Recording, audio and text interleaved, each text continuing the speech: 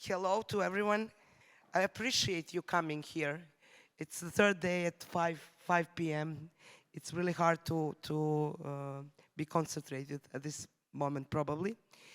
So I will try to be quick and try to be very precise in what I'm about to present here, which I came to Greece. So my name is Dusica Tomovic, and I'm a journalist based in Montenegro.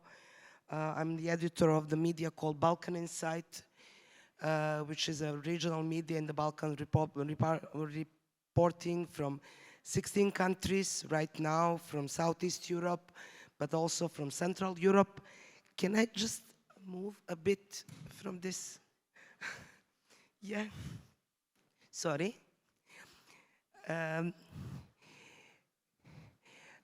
So I'm the editor of BalkanInsight, media that is functioning within the Balkan Investigative Reporting Network.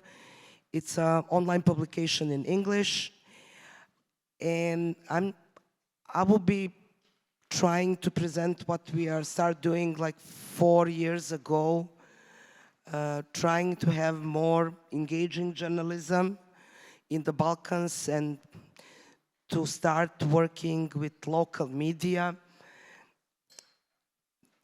In the past couple of years, especially during the COVID, there was this huge trend of doing lots of different OSINT data, data-driven stories, which, don't get me wrong, I found some of them very good investigative pieces, but sometimes there was my personal impression that data journalism becomes something that is journalism per se, that we are kind of losing a touch with our communities, with our audience.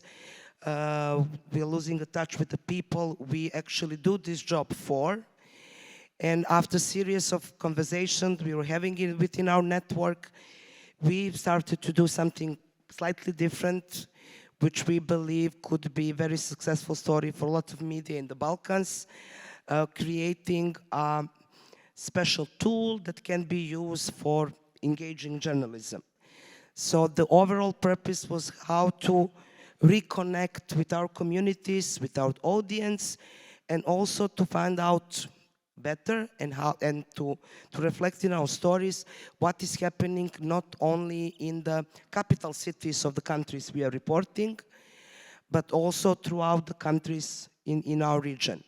So this is a short presentation. I will try to be very brief with this, so maybe we can have some conversation later. So as I told you, that our primary idea, first idea, was how to try to reconnect with the communities we are reporting from and start thinking of having some contemporary tool, something that could be easier for us, but also communities to communicate. Remember, I don't know, in my time, if we wanted to communicate with communities, we have to go physically there, interview people, asking relatives, neighbors, how to get some data from somewhere. So this was the purpose of this tool we created. But first of all, we needed to rethink and reconsider what is engaging journalism in new era. This is what we realized in the past 4 years working with BIRN, that it's a smarter way to get sources, which are not online, which are not so digitally driven. It's a smarter way and faster way how to get to the real people.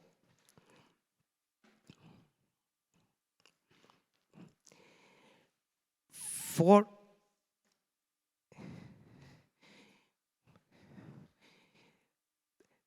these 5 points, after 4 years of experience, what I can tell you worked for sure. Our journalism became better, we were better informed, we re-established new sources, and in some hard-to-reach communities, we try to have like more contacts, more info, and reach people and hear their opinions, what is really important for them, what is really troubling them, which we cannot feel or reflect reporting from our newsrooms or our living rooms or working only in digital sphere.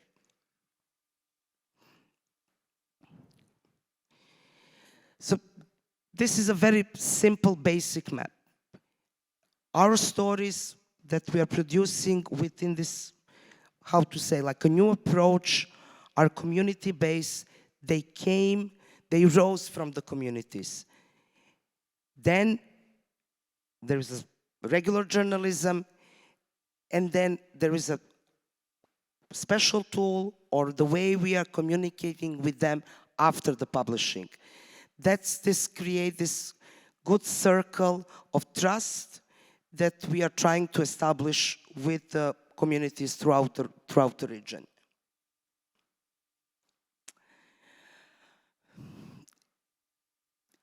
Engaging citizens in this new digital era, social media platforms, TikToks, and the completely different way of thinking about journalism, it's not easy.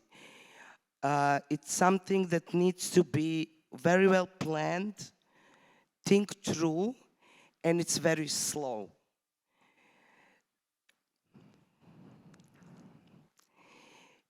It depends on how you approach the citizens, their needs, but also thinking about your future audience.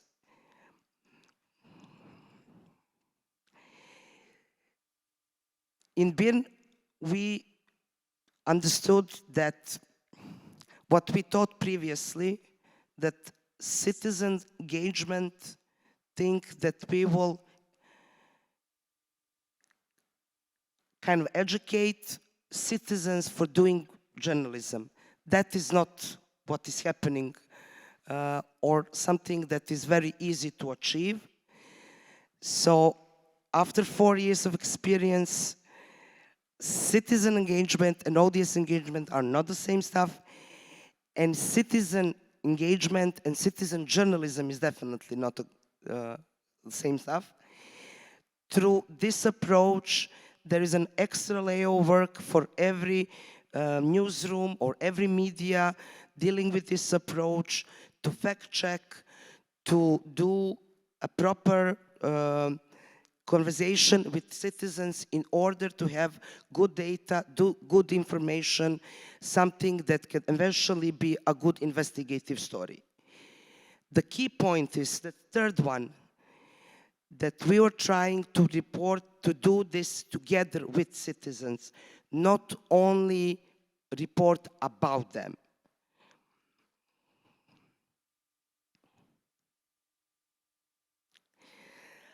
Some data about what we have done so far. In the past 4 years, we worked with 75 local media in these countries. We started in the Western Balkans for 6 countries in that region. After 2 years, we included Czechia and Hungary. And recently, we are preparing some cooperation with media in other Visegrad countries, but also we are open to collaborate on this engaging citizen project with all media in these 2-3 regions we are reporting from, including the Greece.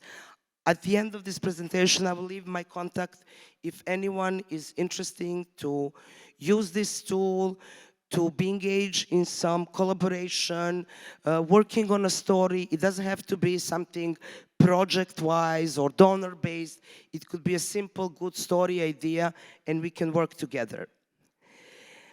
So this is the first story that we did 4 years ago using this tool, this questionnaire that we created. I don't know how to click to open this link. Sorry. No. The first photo, the first screenshot is our attempt to get data, to get feedback from the citizens about flight delays for this company in Serbia. We realized that people on social media are often complaining that summer that they experience flight delays, poor communication with the company, they lost connections, they lost money, and no one in the company is addressing this. And we decided to test this tool.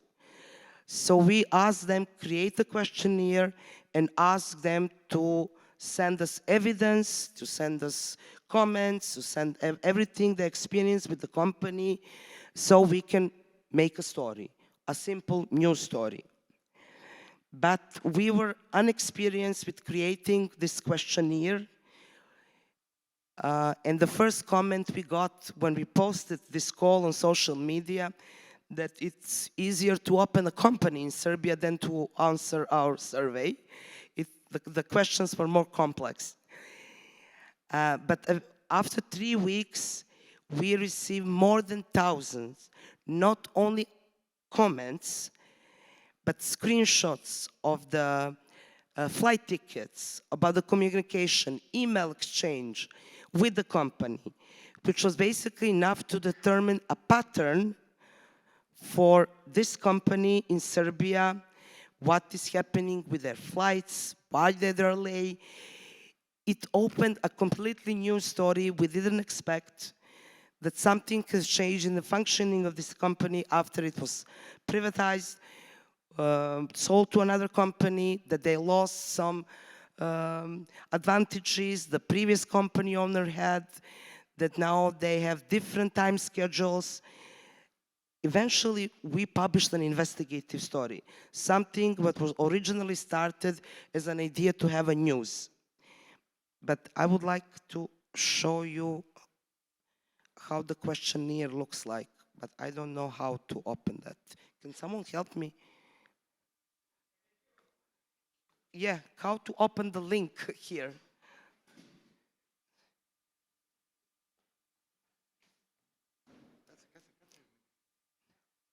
That one. So you don't need me. So you don't need me. No, bon. What I needed to do now? Okay, okay.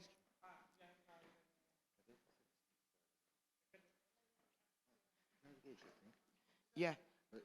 Can I scroll it?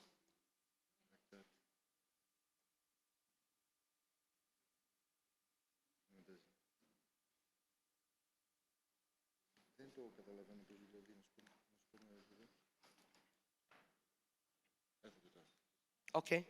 I can sing something. Wait.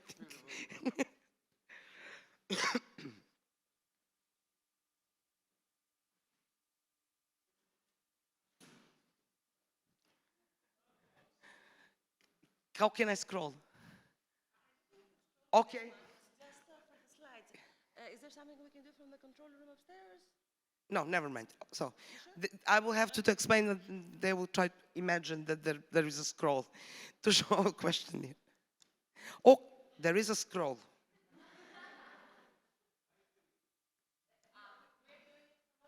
You're doing from upstairs, okay? A bit lower. More. More. Okay, here.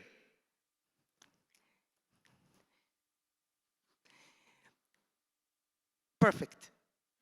Thank you very much. The second story we did 4 years ago, involving more than 20 media, local media in six Balkan countries, but also receiving comments from all other countries that are listed here. It's something that we found out it's very important, and we received as a feedback from the communities, which is a complication that women are experiencing in delivery rooms, in hospitals throughout the Balkans. So we work on this questionnaire for a very long time, how to make it precise, not with too many questions, how to receive what is needed and evidence that women are treated poorly, badly in most of the countries in the Balkans. That questionnaire is pretty long, but from our experience, this is probably one of the most successful regional stories that we did, receiving comments, interviews, testimonies, data, documents from women all around the Balkans about the horror story they experienced while giving birth in the hospitals in the Balkans. The complexity of this story, it's even harder because we were doing this in different languages, in different contexts. No, as you can see, the list of the organization, the list of the countries, the translation, but eventually the story turned out to be probably the most successful story that year that was published on BalkanInsight. And this is the story, which I will just switch to another one because it's complicated to return again.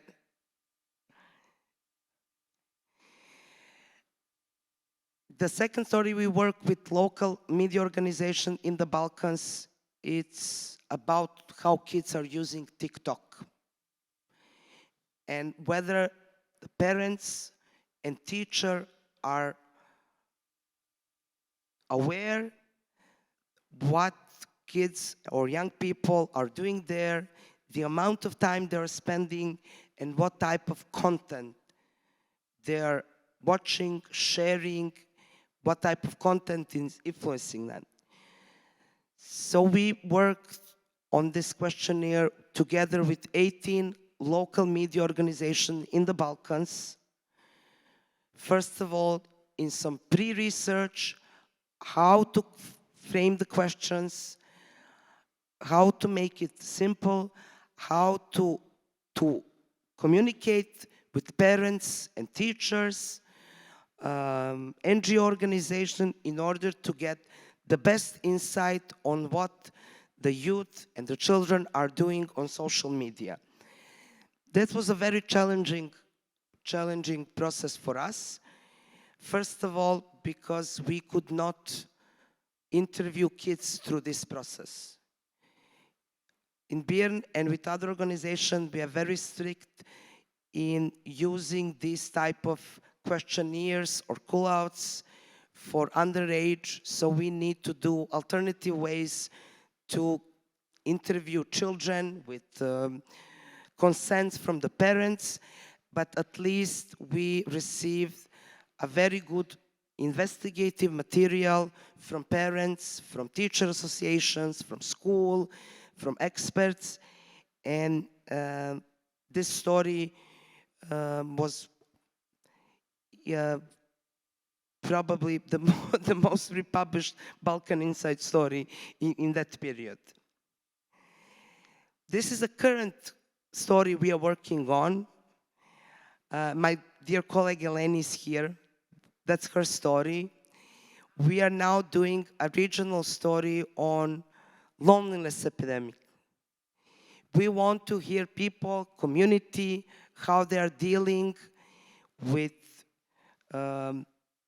something our societies, every individual are experiencing, especially during the COVID and consequences of COVID time. So maybe the idea of the story, it's not traditional, but with this type of questionnaires, with this type of engaging approach, we are receiving, how many, like thousands of comments, people leaving their contacts, they want to be interviewed, they want to share everything they experience in the post-COVID era.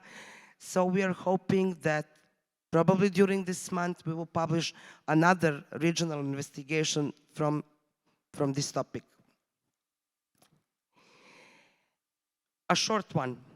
So how the practical term, every story we are working on starts with some pre-research, not even with writing this questionnaire. Then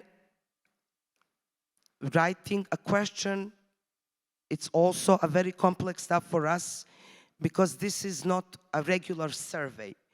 We are not asking our audience, our communities to reply with simple yes or no. These are questions like we will post for any one-on-one physical interview, but taking care and taking consideration that everything that we receive from the community needs to be verified, needs to be fact-checked, needs to be proved by regular journalism. After this questionnaire thing is done, the analyzing of collected data also requires some skill how to deal with thousands of answers from different countries, from different contexts, how to put it in one logical frame to make a story out of it. Verification and fact-checking, I don't have to mention any of you, we are all journalists, and have in mind that we need to verify material which is not regular material for a story. This is like a personal experience, personal claims, and how to put it in the story after this fact-checking and verification. And after that, it's just a journalism. This ECR tool helps a lot, but it's still a tool. What I mentioned for data journalism, for OSINT. At the bottom line, the people, it's what is the most important. So the personal stories, something they experience, and the desire to be involved in producing such stories. Also, a very good practice with this tool is that through the tool, we can share the final product. That type of communication, when we ask them to leave some contacts, so we can immediately, after the story is published, they can find it in their inboxes.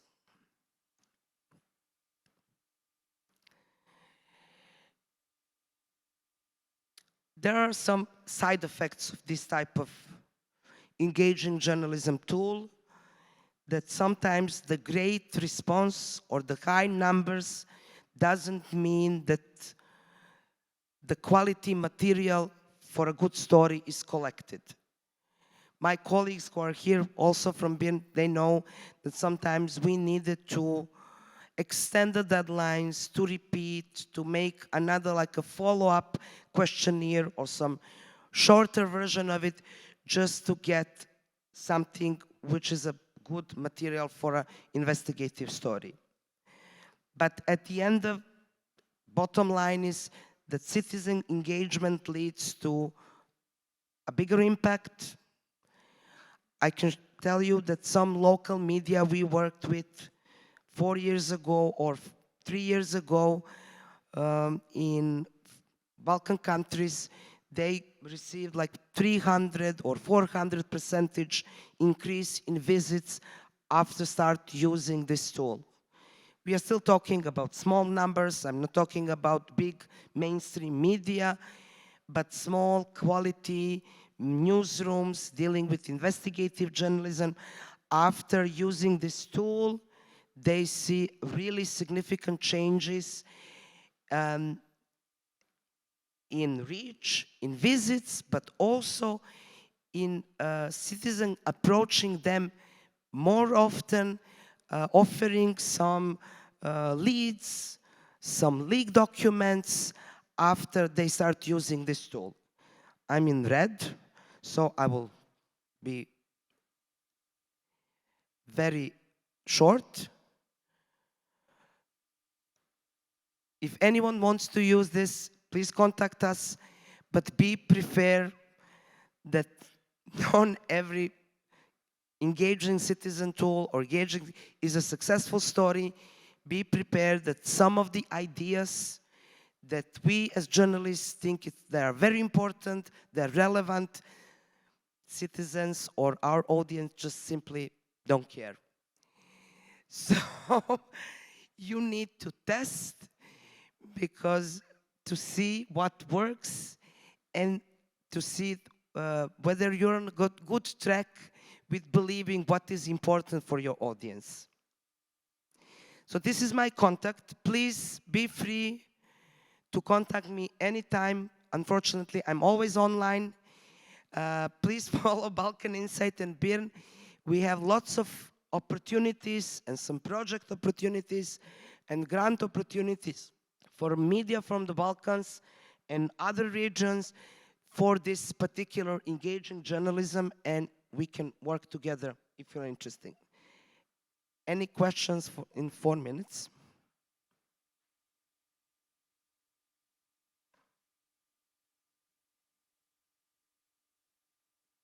Yes, please.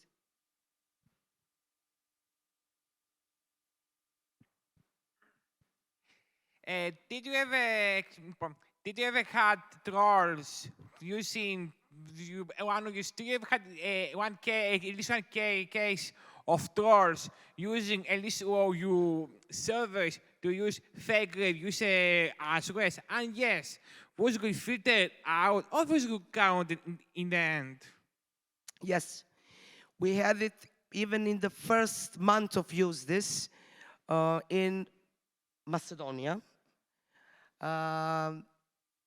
We had it, which was basically a small DDoS attack on this questionnaire because it was dealing with some media we were working with, dealing with some sensitive issue about local community, municipality, misuse of funds, and the political party, ruling political party probably engage some of the supporters to start clicking on our questionnaire. But since then, we invested a lot in security and in technical solutions of this tool.